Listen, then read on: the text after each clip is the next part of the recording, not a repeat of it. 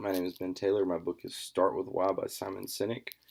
A close friend suggested this book to me and said it was really good on building good life principles.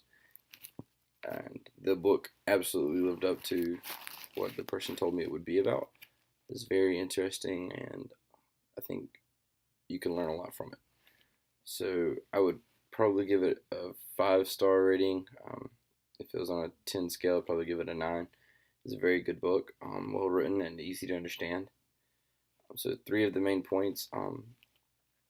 So one of the main things is getting your why, how, and what in order, and that's kind of the theme throughout the book. Is making sure that your why is the most important thing.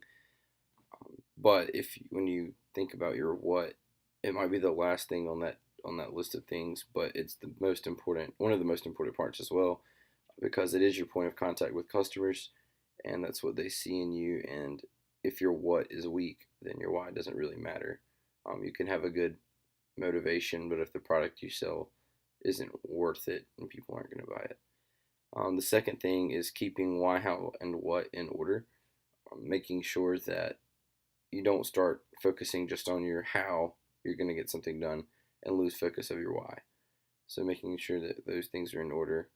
For example, if you start worrying about how you're going to produce your Apple iPhone, but you forget why your company exists, which is, I believe, for Apple, is to challenge the status quo.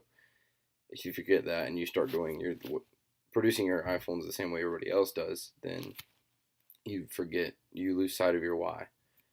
A third point is making sure you know the origins of your why, or getting the origins of your why. A lot of people think it's something you can come up with, or it's something that comes to you, when in reality it comes from your past. More often than not, it comes from your past and your experiences that you've had in life. So I think the only way to give that an example is hypothetical. And if you think about trying to find your purpose in life, a lot of times it's not going to come from something you find or something in front of you. It's going to come from your past experiences and reflecting on those. I would recommend this book, and there's not really trying to think about a demographic the other day. There's not really a good demographic I would say to recommend this book to, just because it is good for anybody.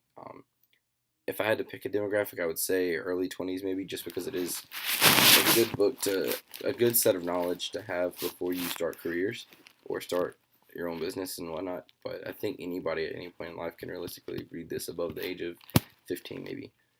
That's my book report. Thank you.